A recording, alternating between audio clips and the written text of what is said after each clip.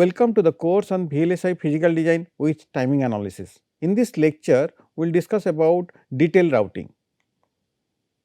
So, content of this lecture includes introduction to detailed routing, some of the terminology involved in detailed routing, then we will go into horizontal and vertical constraints, and using those horizontal and vertical constraints, we will create horizontal constraint graph.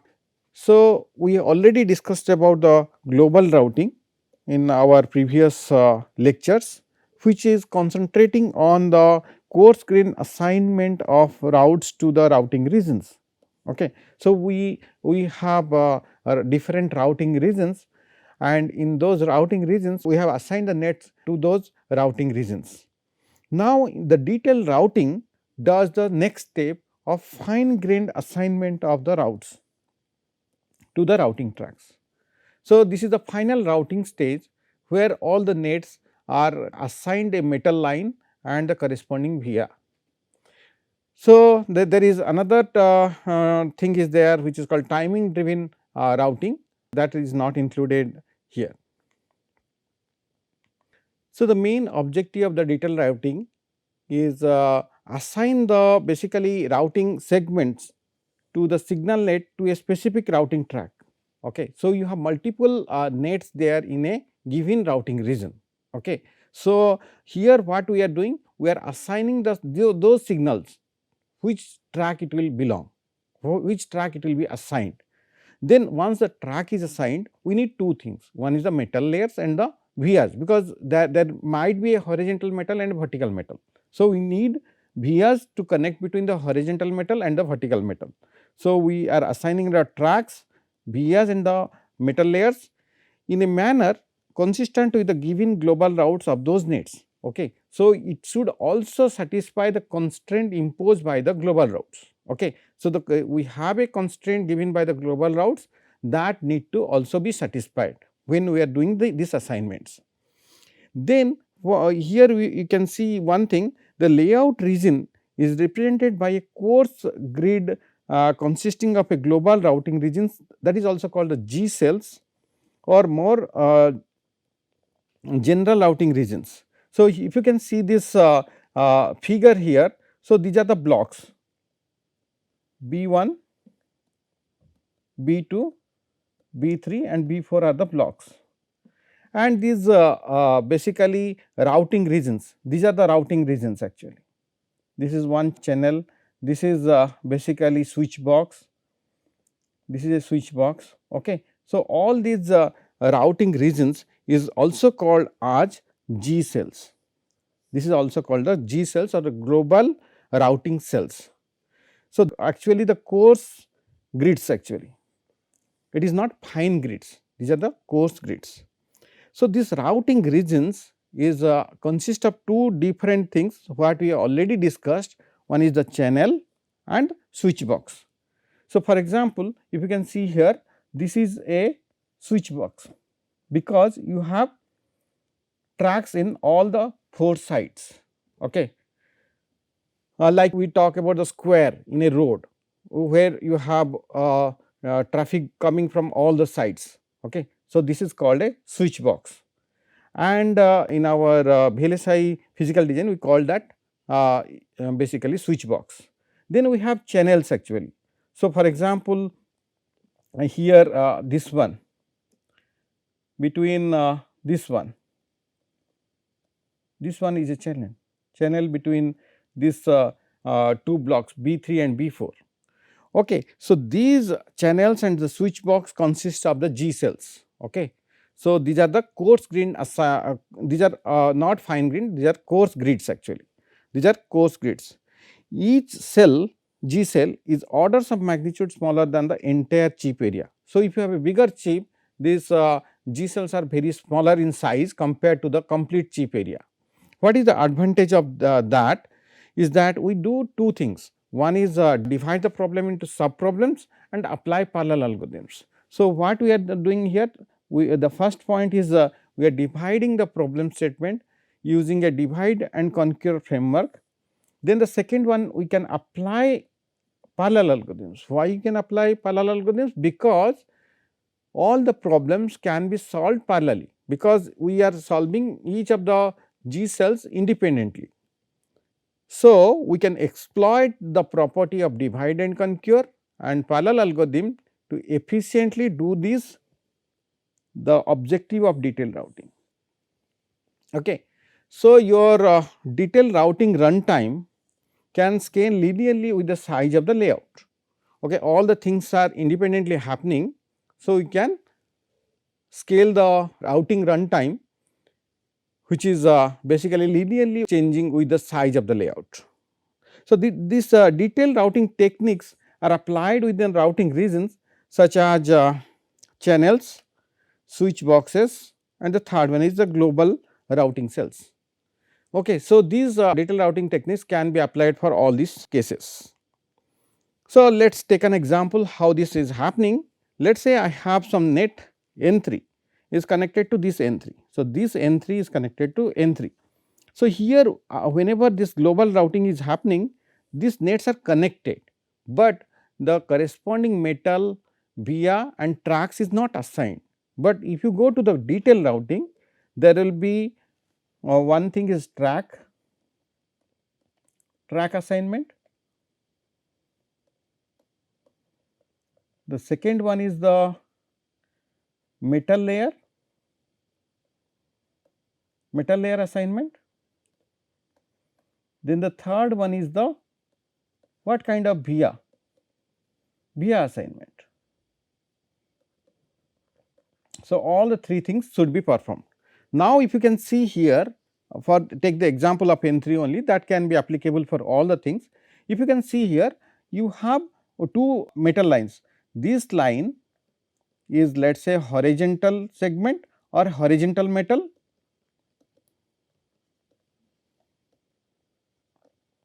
and this segment is a vertical metal.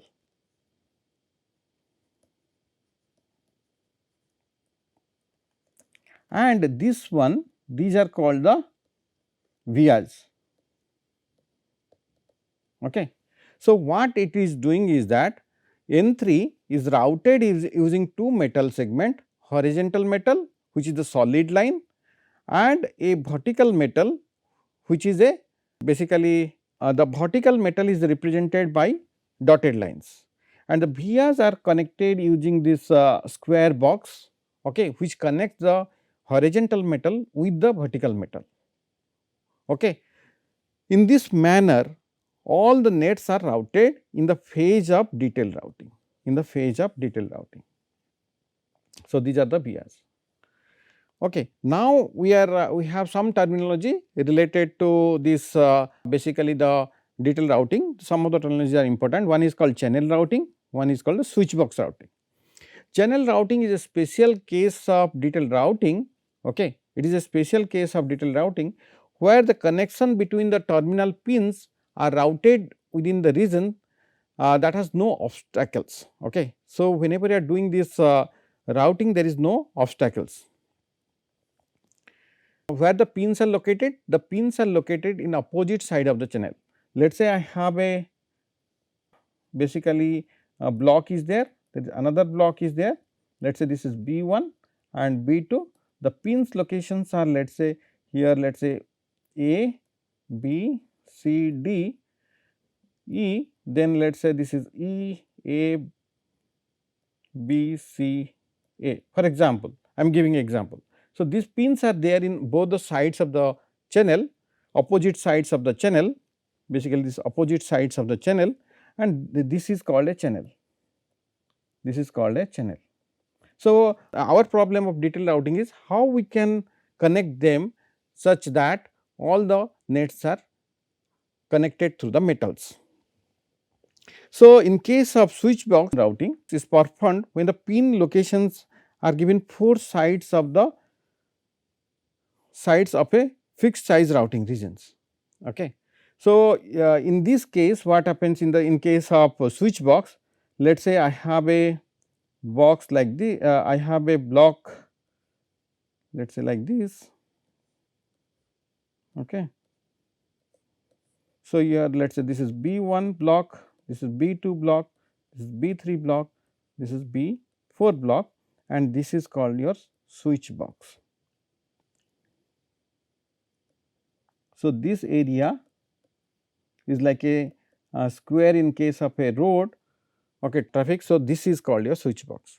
So, here we have routes possible in all 4 directions. So, you can do the routing in all the 4 direction in case of switch box routing. So, look into one example here. Okay. So, here in this case, if you can see, this is a channel, this area is called a channel, and if you can see, I have some pins in the top and some pins in the bottom. Okay. So, these are my pins in the top, these are my pins in the bottom. What is happening is called a channel routing. This routing, the connection between the basically the pins through the metals is called the channel routing. Similarly, if you can see here, you have 4 blocks are there. Let us say this is B1, this is B2, this is B3, this is B4. Okay. So, then basically this area, okay, this area where we have 4 side, okay, is open for routing, okay, 4 side is open for routing, that is called basically switch box routing, that is called switch box routing. This is vertical channel track and this is a horizontal channel track. Okay. So, this is called switch box routing. Now, there is very important and very useful, that is called over the cell routing. So, in traditional routing methodology, we use 2 layer means very old times, we have 2 layer channel routing solution. Why this was the only solution available? Because we do not have multiple metal allowed in case of fabrication. So, 2 metals was there. So, over the cell routing is not allowed. So, what is the over the cell routing we will discuss in this slide. If you can see in the this figure, the figure 1, let us say this figure 1 and this, let us say this is figure 2. Okay. So, in this case, in case of figure 1, you have more routing tracks and less metal layers. So, you have one observation, 2 metals are used, 2 metals are used. And the second observation is that we have more routing tracks. More routing tracks means you can see here, this is one track, this is second track and this is third track. So, you have 3 routing track. Okay. So, here what is the disadvantage? Disadvantage is that it will occupy more area in the silicon. Disadvantage is that it will occupy more area .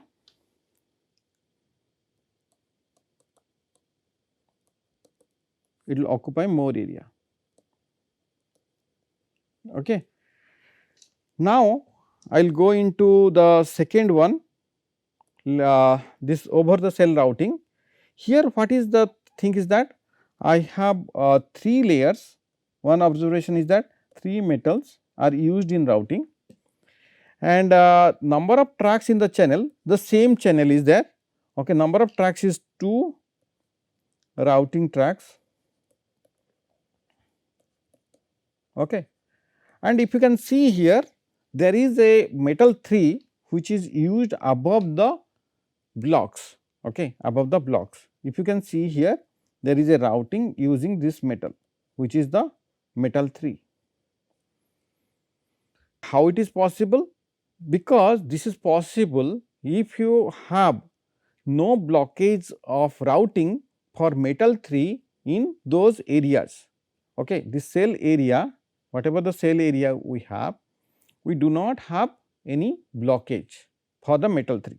So, here if you in this area, no blockage for metal 3 routing. Okay. So, there is this blockage, if it is there, then it will not do the routing, but if there is no blockage, then it will do the routing. So, this concept is called the over the cell routing. If the metal 3 is used inside this block, then you cannot do this, but if there is no blockage, then you can do this. And the fabrication process will support the metal, 3 metal in the fabrication. So, what is the advantage of this one? Advantage is that it will occupy less channel area, because you have 2 routing tracks, this is 1 and this is 2. This concept can be extended for all other metal layers in the fabrication process. So, now we will discuss about the horizontal channel. So, in this horizontal channel, if you can see, you have basically this is one block, basically this is block 1 and this side is block 2. Okay. I have a channel. Okay. So, you have this vertical segment, these are vertical metals and these are the horizontal metals. Let us say this is vertical metals and let us say this red one horizontal metal. Now, what is the thing is that it depends upon the channel height and the metal to metal pitch, what we discussed in case of global routing. So, here we have 3 tracks is given to us 1, 2 and 3. So, what are the horizontal tracks here? So, if you can see here we have 3 horizontal track is here and this top is basically the ID. So, this top and bottom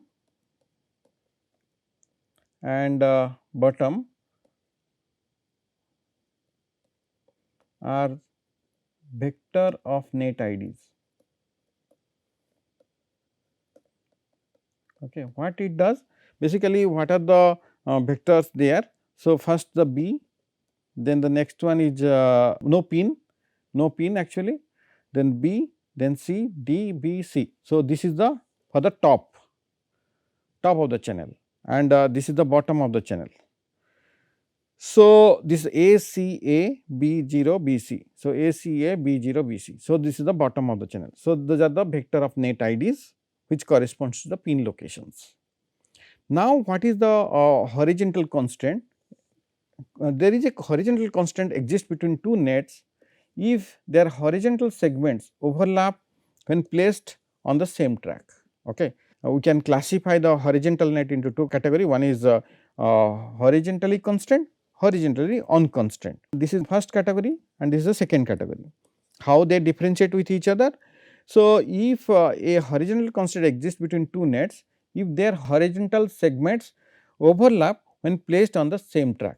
Okay. If you can see here, you have a B pin here, you have a B pin here, you have a C pin here, you have a C pin here and this B, C, these 2 pins are opposite to each other.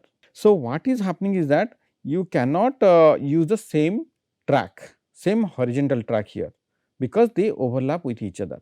So, the B, C are horizontally constrained.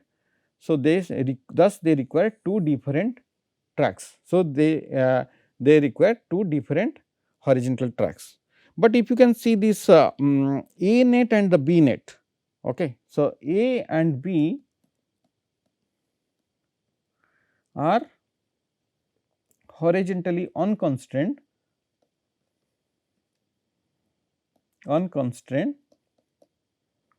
so that imply they can use same track. Okay. If you can see here, the same track is used by this and same track is used by here. Okay. So, this is called horizontally unconstrained. Now, we have a vertical constraint is there. So, if you can see here, I have a pin A and B is there, pin B is there and pin A is there. So, A pin should be connected to A pin, B pin should be connected to B pin. So, the vertical constraint exists between 2 nets if they have pins in the same column. Okay. If the pins are there in the same column. So, if you can see here, this is vertically constrained without any conflict. Okay. So, here you have 2 categories there. One is called vertically constrained without conflict. Okay. And if you can see in vertically constrained with a vertical conflict. Okay. Because if you can see here, so here case 1 and case 2. So, in case 2 what is happening, A, B are opposite pins actually in the same column. So, A pin and B pin and B pin and A pin are in opposite pins in the same column. So, in that case you have more horizontal tracks are needed, for example 1, 2 and 3 more horizontal tracks are needed to resolve the routing. Okay. So, here between 2 nets they have pins in the same column, but in this case you have a vertical constraint is still there, but you can solve this problem with basically 2 tracks 1 and 2. Okay. So, this is the vertical constraints. Now, we will discuss about how we can draw the horizontal and vertical constraint graph. So, this horizontal and vertical constraint graphs is very useful for detailed routing. So, basically it tells about the relative positions of the net in a channel routing instance. So, this relative position of the nets in the channel routing instance can be used to create this horizontal and vertical constraint graph. So, these graphs are basically useful to predict the minimum number of tracks that are required. Okay. So, it will basically if we can create this horizontal and vertical constraint graph, it will tell how many minimum number of tracks are required to do the detailed routing. It also solves all possible type of routing conflicts. It also solve all kinds of routing conflicts. So, there was some notations are needed before going to this horizontal constraint graph. So, we have A sub column is there. So, for each column it will contain all the nets that are connected to a pin in the column. Okay. So, it will connected to a pin in a column and a pin connection to the both the left and right of the column. Okay. So, the pin connection in that column and the pins coming in the left and right side of the column. So, then you have horizontal segments cannot overlap. Okay. The horizontal segment cannot overlap.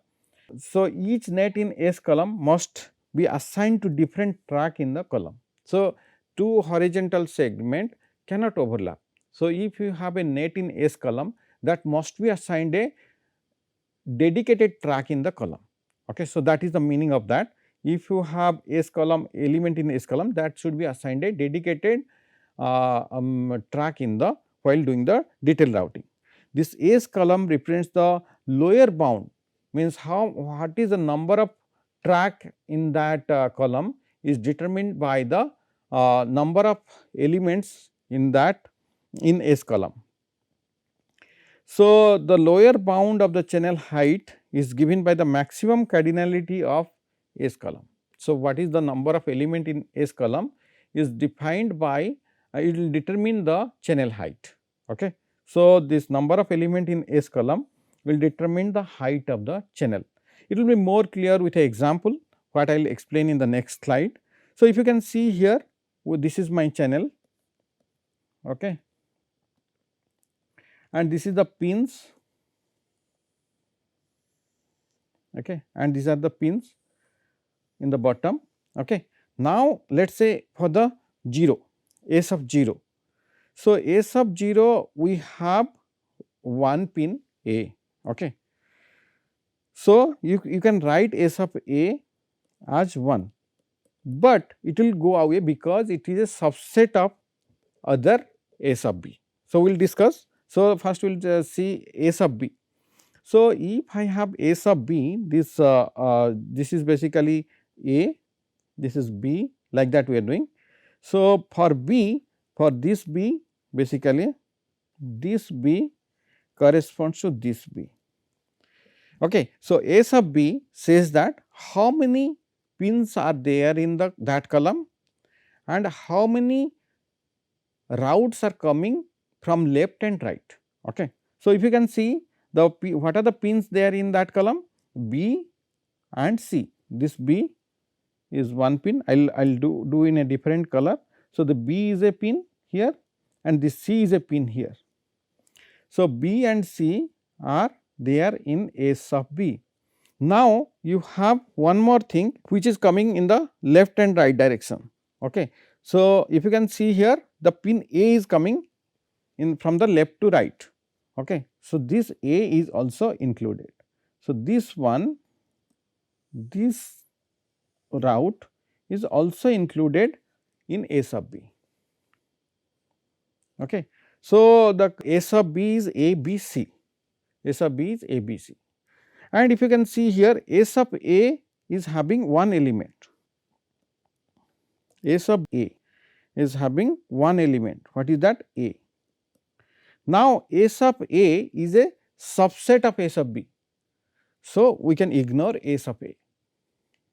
So, it is explained here. So, if you can see here, if there exists a column I and j such that S I is a subset of S j, then S I can be ignored. Okay. Since it is impose a fewer constraint on the routing solution than S j. Okay.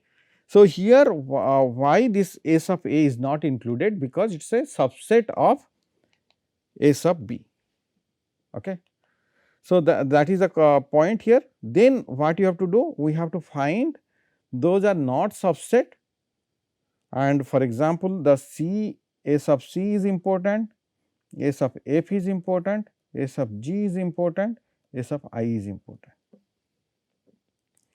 Okay. Now, we will create a constraint graph, horizontal constraint graph, A sub C, F, G and I. So, if you can see, the A sub C has how many tracks, how many pins in that track. So, if you can see, the D should be there definitely, this is a pin in C, E should be there in definitely. Then how many tracks are going from left to right? So, A, B and C.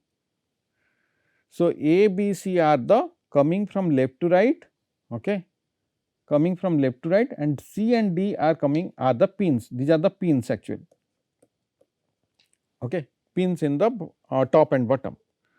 Okay. So, similarly, you can see for other, you can calculate the S of other pins, S of other pins. So, now you can create that from this information, you can define how many minimum number of tracks are needed. Maximum can be anything, but what is the minimum number of tracks needed? So, it depends upon the maximum cardinality of S of all the pins. So, if you can see here, A sub C has maximum number of nets. So, you have here number of tracks is basically 5. So, now we will discuss about how can create the horizontal constraint graph. Okay. So, this is very important, how can I create a horizontal constraint graph for a channel. So, this is basically HCG of V comma E. Whenever I have a graph, I have two things, one is vertex and edges. Since vertex is basically the, in case of nodes V is the nets of the net lists. So, here I have nets in the, basically the nets are A, B, C, D, E, F, G, those are the nets. So, the number of nodes, okay, in this case is basically all the pins or the nets what is there in the top and bottom. Okay. So, here A, B, C, D, E, F, G, H, okay, all these are the nets. So, nodes are okay, those are the nets, but where the edge should come? Where the edge should come? The edge will come when there is a basically I j if the corresponding nets are both elements of the A sub column. Okay. Let us say if you can see, A should be connected to B, C, D, E. So, if you can see, A node is connected to B because of this, C because of this, D because of this, then E because of this. Okay. So, these are the connections coming from S column. Similarly, you can do it for all other edges, in the, similarly you can do it from B also. B should also connected to B node should connected to A, C, D, E. C should also connected to A, B, D, E. okay, like that it will continue. So, by that method after this calculation of this table, we can easily create a horizontal constraint graph. So, in this lecture we discussed about detailed routing and some of the terminology involved in detailed routing. Thank you for your attention.